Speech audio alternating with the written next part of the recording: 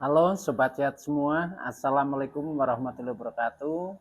Salam jumpa kembali dengan saya Sugito di channel Berbagi Sehat. Channel edukasi dan motivasi seputar asam lambung, GERD, anxiety, psikosomatis berdasarkan pengalaman saya. Saya bukan siapa-siapa, bukan dokter, juga bukan tenaga medis. Saya hanyalah orang yang pernah menderita asam lambung, GERD, anxiety, psikosomatis dalam waktu yang cukup lama. Dan alhamdulillah sekarang sudah sembuh. Harapan saya khususnya kepada teman-teman yang masih dalam penderitaan asam lambung, GERD, anxiety, psikosomatis setelah menonton video ini dapat tersugesti dan termotivasi untuk dapat cepat sembuh. Saya bisa sembuh, insya Allah teman-teman pasti juga bisa sembuh. Badai pasti berlalu. Baiklah teman-teman, pada kesempatan kali ini saya akan berbagi seputar asam lambung, GERD, anxiety, psikosomatis dengan topik cara meningkatkan stamina karena asam lambung, GERD, anxiety, psikosomatis. Baiklah teman-teman, sebelum saya lanjutkan ya, tolong yang belum subscribe channel ini, klik subscribe dan loncengnya supaya teman-teman tidak ketinggalan konten video-video berikutnya. Dan jika suka, klik like, selalu bagikan ke sosial media teman-teman. Semoga bermanfaat buat kita semua. Oke, kita lanjutkan teman-teman. Jadi topik kita kali ini adalah cara meningkatkan stamina karena penderitaan asam lambung, GERD, anxiety, psikosomatis. Dan ini juga sebagai jawaban ya kepada subscriber setia yang punya akun Suwarno. Halo Suwarno ya. Nah ini menanyakan ya bagaimana cara meningkatkan stamina karena saya BMW. Apa itu BMW ya? Burungnya meneng wae, katanya seperti itu ya. Nah ini juga termasuk apa ya, efek atau dampak dari penderitaan kita juga memang ada yang mengalami seperti itu ya. Jadi kita ilmiah saja ya, kita bahas tidak masalah ya, karena kita juga secara umum memang penderita ya asam lambung, GERD, anxiety, psikosomatis ini juga mengalami penurunan stamina. Mengapa terjadi penurunan stamina?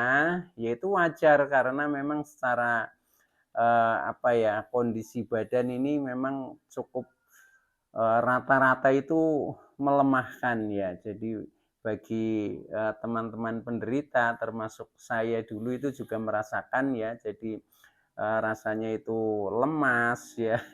Nah, ketika lemas ini sebenarnya lemas secara keseluruhan, semua anggota badan itu juga lemas juga ya. Nah itu, nah itu lemas, loyo ya, tidak bertenaga, sampai dengan vitalitas juga menurun. Ini terutama terasa sekali bagi yang pria ya. Nah itu. Nah maka dari itu ini wajar lah kita bahas pada saat ini, dan terima kasih ya kepada yang punya akun Suwarno ini yang telah menanyakan hal ini. Nah ini saya angkat sebagai topik pada season kali ini ya, karena saya tertarik dengan komennya. Baiklah teman-teman, jadi penderita asam lambung, GERD, anxiety, psikosomatis itu memang rata-rata itu mengalami penurunan stamina ya, karena badan itu lemas, tidak bertenaga, sampai vitalitas juga menurun itu. Nah ini mungkin juga termasuk penderitaan-penderitaan yang lain ya, penyakit yang lain pun itu pun bisa seperti itu ya. Tetapi pada kali ini sesuai dengan ya pengalaman saya khususnya di dalam penderitaan asam lambung, GERD, anxiety, psikosomatis. Nah, maka dari itu berdasarkan ya pengalaman yang saya praktekkan juga ya, saya alami. Nah, ini ada beberapa cara untuk meningkatkan bagaimana supaya stamina kita ya sedikit demi sedikit berangsur-angsur membaik ya, membaik akhirnya menjadi energik gitu. Jadi ketika belum sembuh total ini juga sangat terasa sekali bahwa kita itu sering sensasinya lemas ya, tidak bertenaga, loyo ya, maka termasuk vitalitas juga sangat menurun juga itu. Nah, ini cara untuk meningkatkan stamina ya, stamina kita supaya membaik ya, berangsur-angsur membaik, walaupun ini juga tidak bisa langsung ya karena memang kita dalam penderitaan, tapi dengan step by step ya, sedikit demi sedikit ini lama-lama menjadi membaik. Nah, ini jadi ketika stamina itu sangat menurun ya, sangat lemah, kemudian vitalitas juga menurun. Nah, ini yang pertama ya, kita jaga pola makannya. Jadi pola makan kita tetap kita jaga dengan makanan yang sehat dan bergizi, dan makan dengan tepat waktu lah ya. Nah, itu secara lebih luasnya juga sudah saya share bagaimana pola makan yang baik gitu. Nah, kemudian yang kedua selain kita menjaga pola makan ya, makan yang sehat dan bergizi, makan tepat waktu. Nah, ini yang solusi yang kedua ya, cara meningkatkan stamina supaya menjadi semakin baik ya, bisa energik. Nah, ini jaga pola hidup ya, terutama jangan kecapean. Jadi yang namanya orang kecapean itu memang mudah loyo ya, mudah loyo, termasuk stamina juga menurun. Maka aktivitas harus kita kontrol sendiri, kita batasi sendiri sebatas kemampuan kita itu. Yang bisa ngukur sejauh mana kita beraktivitas juga dirinya sendiri, karena dirinya sendiri yang merasakan begitu teman-teman. Nah, selain jangan kecapean ya, ini itu juga lakukan istirahat yang cukup ya, karena dengan istirahat yang cukup, contohnya tidur ya 7 sampai 8 atau 9 jam ya. Nah, itu sel-sel dalam tubuh kita yang sudah rusak itu akan diregenerasi ya. Sehingga ketika istirahatnya cukup, tidurnya cukup, maka kecenderungan ya badan kita akan menjadi lebih segar karena sel-selnya sudah diregenerasi otomatis oleh tubuh kita, termasuk stamina yang menurun ya.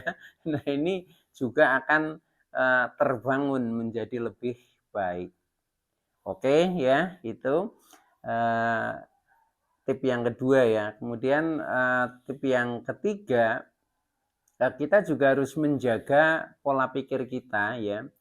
Jangan memikirkan hal-hal yang negatif atau hal-hal yang tidak menyenangkan ya, tapi pikirkan adalah hal-hal yang menyenangkan, yang bisa membangkitkan ya, membangkitkan semangat, yang menghibur, yang membuat gairah kita lah untuk beraktivitas. Nah, itu yang dipikirkan dominan hal-hal itu. Sehingga dengan seperti itu juga akan mensugesti terhadap diri kita untuk terbangun ya, terbangun dari kelemahan-kelemahan. Akhirnya kita menjadi bersemangat ya, akhirnya secara organ tubuh pun itu akan merespon ya, ketika pikiran kita juga yang dipikirkan seperti itu.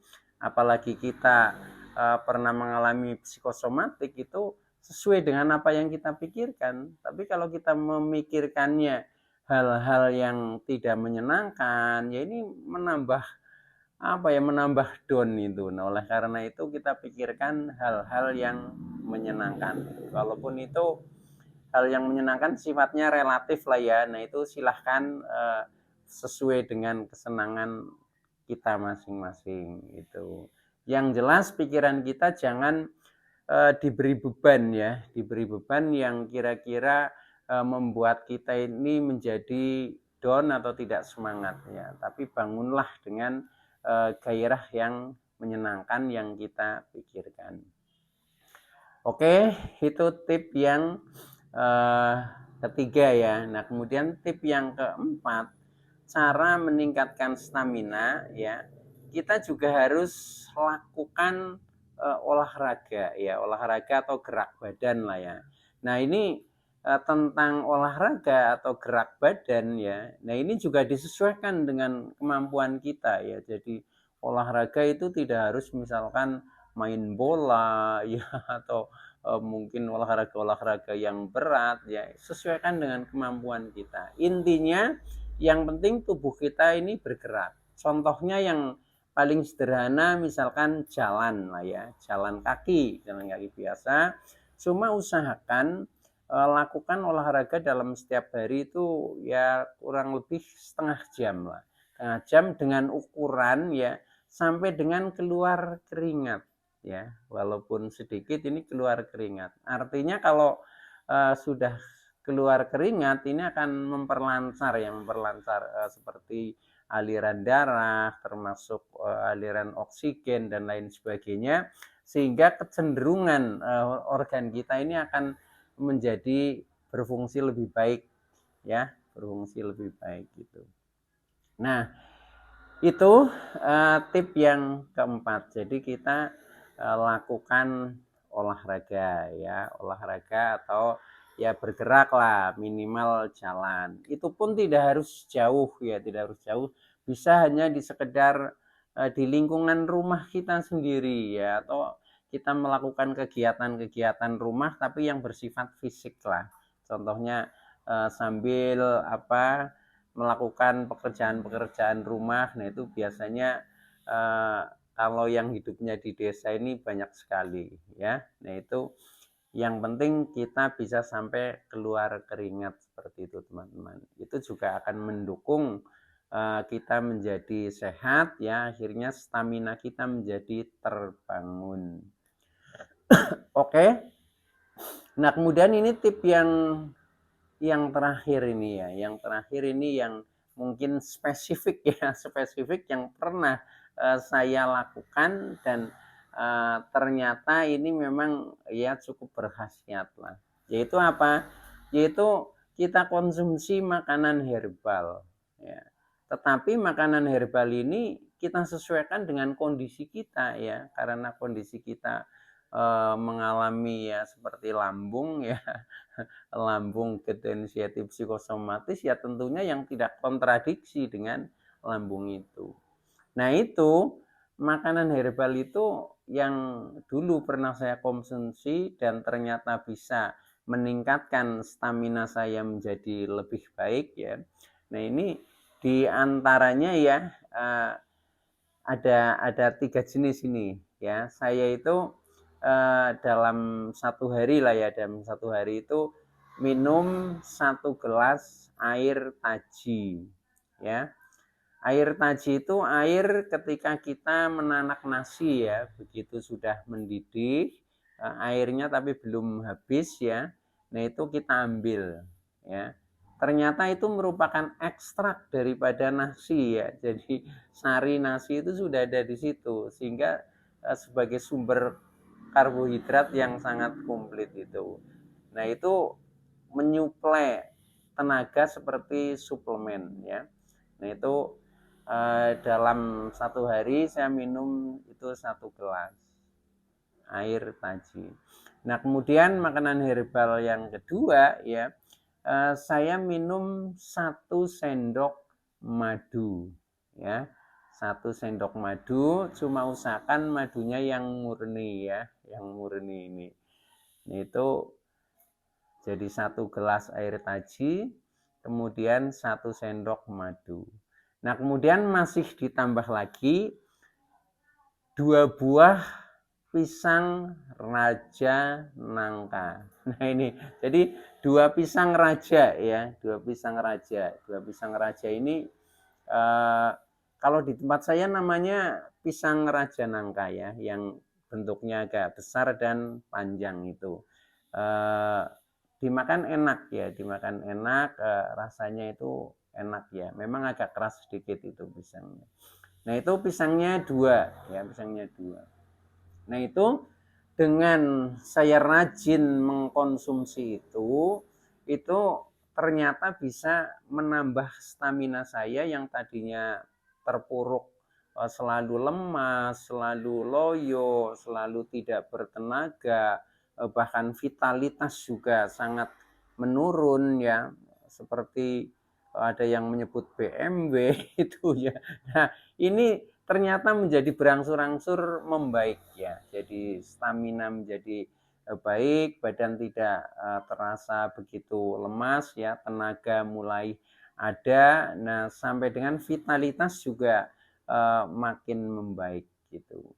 Nah, itu dengan mengkonsumsi itu tadi teman-teman ya. Jadi makanan herbal itu ya, 1 gelas air taji, 1 sendok madu murni, dan 2 buah pisang raja nangka itu. Jadi mudah lah, ini sebenarnya makanan kita sehari-hari biasa lah. Cuma ini kita prioritaskan karena memang sedang dalam penderitaan ya, dan insya Allah dengan seperti itu berangsur-angsur akan membaik ya, stamina menjadi bagus, termasuk vitalitas juga akan meningkat. Oke teman-teman, itu dulu ya yang bisa saya sampaikan. Semoga yang masih dalam penderitaan asam lambung, degeneratif psikosomatis akan segera sembuh. Kurang lebihnya mohon maaf. Terima kasih atas like, subscribe, serta komennya. Saya Sugito dari channel Berbagi Sehat. Saya bisa sembuh, insya Allah teman-teman pasti juga bisa sembuh. Badai pasti berlalu. Oke, terima kasih. Wassalamualaikum warahmatullahi wabarakatuh.